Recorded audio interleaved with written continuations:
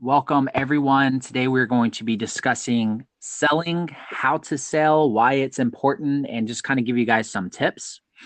Um, so, for everyone listening, welcome. If you're a first timer to the Knowledge Boner podcast, we happy to have you here. I'm your host, Dylan Starr. I'm my co-host, Wally Wynn. Wally just got another mini boom with the client he already has today for his brother. So we got Wally doing the sales action as well, crushing shit. Yep, selling for other people. Now that's whenever you start getting the magic is when you can sell for yourself, but then you can still sell for somebody else Mhm. too. That's the power. That's the power whenever you become a good networker, right? And now you can start selling other people's services, and a lot of times they'll give you a kickback, right? So that's another way to make money on top of just making money. Yeah, that's true. And we know we discussed this.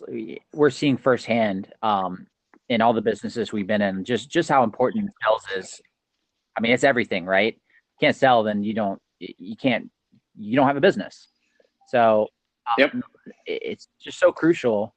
What have you learned so far just from the past like 6 months of what advice you have that you kind of had since you've been growing? Like how have you kind of leveled up your sales experience? Well, first off, is just having that whole mindset switch and saying, because I used to say in my head, you know what, man, you're not a sales guy. Mhm. Like, you're not good at this, right? You're not, like, you can't do this because it's not really in your personality, right? But even in the other businesses that I've worked in, they would even say that to me. Other people, like even my business partners, that kind of stuff, they'd be like, okay, like, you're not a sales guy, so blah, blah, blah, blah, blah, right? And so I just kind of took that as like, I just kind of took that at face value because, oh, okay, that makes sense. Like, I'm not very good at it, whatever. Um, but making that mental switch and saying, and then realizing, what, like as the owner of my company, as the CEO, operator, whatever you want to call it, the main driving force, you got to know how to sell shit, because if you don't sell shit, there's no money coming to the bank account. I can make the best stuff ever. I can make the most advanced technology. I can make it do the most badass shit. But if I can't sell it, then it's a worthless piece of junk and it's not a business. True. It's interesting you say that too. Like, I was watching interview today from Grant Cardone, and he was interviewing Ryan Serhant, who has this book, Sell It Like Serhant. And for those listening in, if you don't know him, he is pretty much the top broker in all of New York, which, as you can imagine, that's a pretty fucking amazing accomplishment. And he has the show, I think it's called like Millionaire Listings, his own TV show. And it was interesting doing the interview. He's talking about like how he wanted to be an actor, and he spent like 2 years trying to get acting gigs, and like just rejection after rejection after rejection. And then finally someone introduced him to real estate. And then one thing he said that really excited him, because Grant's like, how did you crush everyone's face? And he's like, well, first of all, he loved the fact knowing that when he got rejected in real estate, that it had nothing to do with like his age. Like, it wasn't because I was too young. It wasn't because I was, too tall or not tall enough, or my facial features, right? Because he's like, in acting, what people don't realize is like when you get rejected for an acting gig, a lot of it has to do with like your fucking appearance, like shit you cannot control. So when he saw real estate, he's like, wait a second, like my looks have nothing to do with like the outcome of my success. Like it's just literally um just rejections of being like, oh, it's just not the right time for us right now. He's like, I can accept that. So the rejection like that he received from sales and real estate was just way different than that. And he brought up a good point. He's like, all selling is just assuring somebody what they already know. And at the end of the day, when you purchase something, you have that uncomfortable feeling. You're like, oh shit, like did this happen? But then you wake up knowing that like you're not stressed because you have that product. So you're really buying, getting out of a situation that you're in, right? That's all selling is. And he brought a lot of good points to that. And just kind of having that pressure on you as well. Um, so I thought that was a really interesting interview. And for those that are listening in, just know that I mean, I don't know, Wally, did you ever feel like you couldn't do sales because of your age? Like when you first kind of tied in those thoughts, like was age a factor in your mindset? No, I don't think age was a factor at all for me. I think it was more like personality, Mhm. kind of traits, more like that. Because I'm not exactly like I was before. What I mean by that is like it's like now you see me, I'm more animated. I have like a lot of energy, right? But before, like back you give me like 3 or 4 years in the past, I was kind of like not really not energetic, but just kind of chill. You know what I mean? Like chill personality, not very like outspoken, right? Not very whatever, just kind of like, I'm gonna call myself bland, for lack of a better term, right? And really like having that personality, it's hard to sell stuff like that, right? Because people will probably fall asleep in the middle of your sale instead of them actually paying attention to you, right? Right. So, let's give like 3 really key things that comes to like for somebody listening that wants to be able to sell, whether it's increasing their confidence or just kind of tips and advice. And I know we've talked about some of these things before, but we can kind of dive in a little deeper. And gosh, honestly, I'm going to say number 1 is value. You don't have to be salesy. Like so many people, when they hear the word sales, they think like a smooth talker, car guy, just telling people what they want to hear. And that's not it at all. Like, in fact, those are the people that aren't selling. So, number 1 is just like whatever it is that you're selling, especially if you believe in your product or your service, you just have to be able to just let them see the value in it. And it's just all about value. So what kind of tips do you have? Because I know you've gotten like just a new client, you just sold something for your brother. How did you kind of let the prospect, being your client, just see the value in like, your brother? Well, yeah, it's honestly, it's just about understanding their needs, right? And so, one thing that's also is whenever you give somebody a referral, you're a reflection of that referral. So if that client, they view you like super awesomely, right? They think that you're the shit. Then anybody you give them as a referral, they're gonna by nature like kind of pass off those feelings to them too, right? And that's definitely what was in play here. But yeah, that's kind of what the situation as far as how that kind of happened, right? It was just hey, I saw a need, and I was like, hey, by the way, I can recommend a guy that'll fix that exact problem for you. And then he was like, okay, when can you show up? And then I brought him over there, and then it was done, right? Nice. Yeah, cool. So you dove into his needs, right? And then that's kind of where the value is. Right. Basically, you filled the needs and he found it valuable. Right. Exactly. Okay. So let's dive into price. What Price. What kind of how'd you guys come up with the price for the service that you can take care of, brother? Did you bring it up? Did he bring it up, or you just kind of mutual agreement? How did you get it?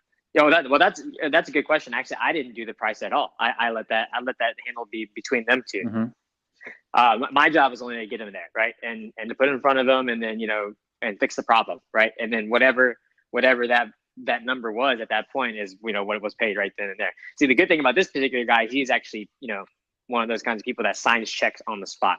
Right. And those are the best kinds of clients to work with. And folks listening, you don't know Wally's brother, his name's Fung. And I know his personality, especially with him being in like construction. So he's very direct. I can only imagine Fung saying like, oh, that's all you need? Shit, I'll do that for $500. Mm-hmm. I can only imagine that's pretty much how the conversation went. And boom, like that's it. Just not having that fear of being able to ask for the price, right? I think that holds a lot of people back. Is when a number pops. Yeah, they're just afraid to go for the ask. So I think that's crucial. So, okay, I agree with that. No, absolutely. That's the biggest thing. I mean, think about it. Like, the difference between. I mean, technically there is no difference from like a voice standpoint, but like mentally, when you're asking for $10,000 versus $1,000. Right, your brain is in way different spots. Like you have to be very calm and composed to be able to convince yourself that to be able to ask for that amount of money, right? I mean, you have to practice that. Like, you got to get in the mirror and be like, the price is $10,000, and like make sure you say it with a straight face without like trying to cry or anything like that. You know what I mean? Yeah. Well, the good news is it takes zero more effort to ask for 10K than 1K. Like the effort's 60%. That's true. So that's the good thing about when it comes to price. And so number 1, guys, is obviously value, finding their needs. And number 2 is you have to ask. Like, you just have to ask for the sell. You have to ask for the price. Any smart business owner, especially, like, they get it. Like, if it's something they feel like they'll negotiate, they're not just going to flat out be like, no. I mean, if it's not something extreme, you could get a rebuttal, which is okay. But number two, you just have to ask. And it's amazing. And like selling comes down to anything, guys. Like even if you're asking for a girl's phone number, like that is selling. You're selling. You're trying to get her number. But you're never gonna know, even if they say no, who cares? You have to ask.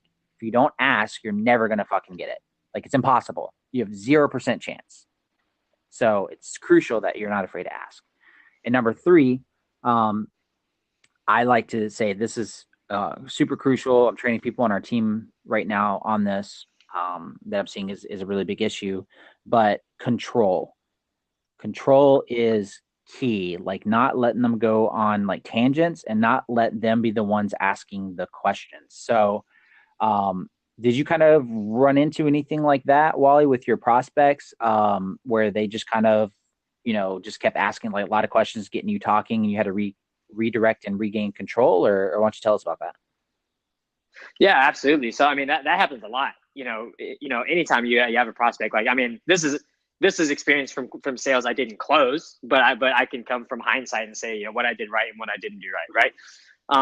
So one in particular, I got on the phone with this guy and yeah, so the conversation started off perfectly, right? He asked, I redirected him. He asked me about price, and I was like, well, what are your needs and that kind of stuff. So we go through the conversation, and basically I lose it completely because I asked the wrong question, or I think I asked the wrong question, and he goes on a complete side tangent for about 15 minutes, right? So it turns my call from initially from about 5 minutes in.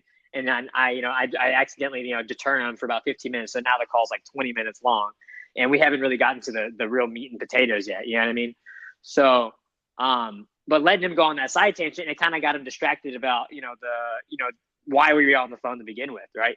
And so I remember having to kind of direct him again and okay, we're talking about the bot and all that stuff. Right. And so basically the end result of that call was send me a proposal. We all know what that means. Right. Which is basically no, just don't waste your time sending it. But so guys, there was a small edit right there. I'm just gonna put this part in. Just know that I lost control.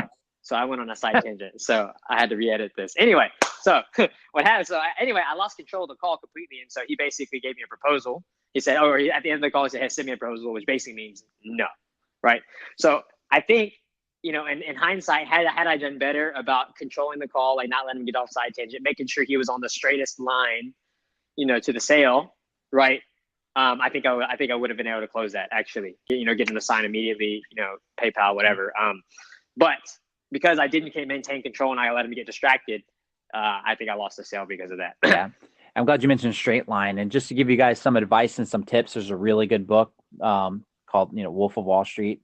He goes over his straight line method. Highly recommend the read, or the audio, whichever, if you like listening to audio. But if you, I would highly recommend the audio because he actually does the tonality and all the voice stuff, all the things you need to listen and like you need to be aware of that you can't get in the book. Right. Yeah. The audio is amazing. Right. So if you guys find the audio or listen to it, I don't even know if it's on YouTube or something like that. Maybe it is, but highly recommend it, guys. It'll help tremendously with sales, and always like to give some value bombs anytime we read stuff. We'll share that with you guys as well. So yeah, there's kind of the big three things is definitely value, asking, and then as well controlling. And if you master those guys, if you can just really get good at that and keeping control, making sure that you're hitting what they need and the value with the right questions. Because just like I said, you ask the wrong question, I mean, it'll fuck you over big time. Like they'll go way off to the moon, and you're going to struggle pulling them back. It happens to all of us. And then, but the last thing as a bonus, guys, is just practice. It's just experience. You're never going to get good at selling unless you first own it. Don't be afraid to call yourself a salesman. Like that's one thing I was so happy that I listened to Ryan Serhant preach about was that he calls himself like, yeah, he's a celebrity guy now, but he's like, I'm a broker salesman, like salesman. Like people are always like, oh no, that you should be like, you're the director or you're the owner. He's like, no, like I'm a salesman. I do sales. Like I don't make all this money without selling. And he's like, I'm not afraid to say it. And he's like, if you have in the back of your mind that that's a bad thing, you're not comfortable saying that you're in sales, then good fucking luck. So that's coming from a very, very wealthy individual, guys. So don't be afraid to own it, right? Well, you got to own what you do. Oh yeah, absolutely. Not. Well, I don't care anymore. I hit the fuck it button a long time ago, and I've been all salesy ever since.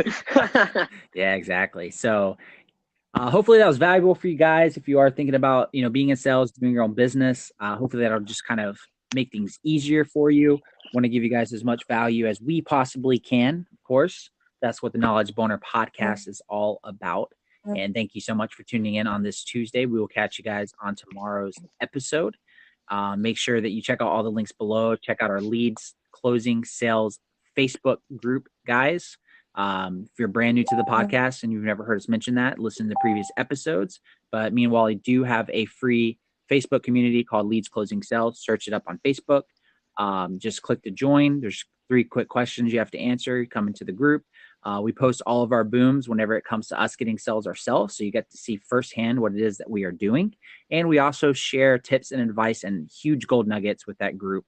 So it's all about our way of giving back to you guys, being able to give you tips and advice and help you with getting leads, closing deals, and improving your lifestyle plus your business. So definitely check out the Facebook group. Thank you guys so much. Wally, do you have anything to end it on? Nope. Go sell shit. Go sell shit. Catch you guys tomorrow.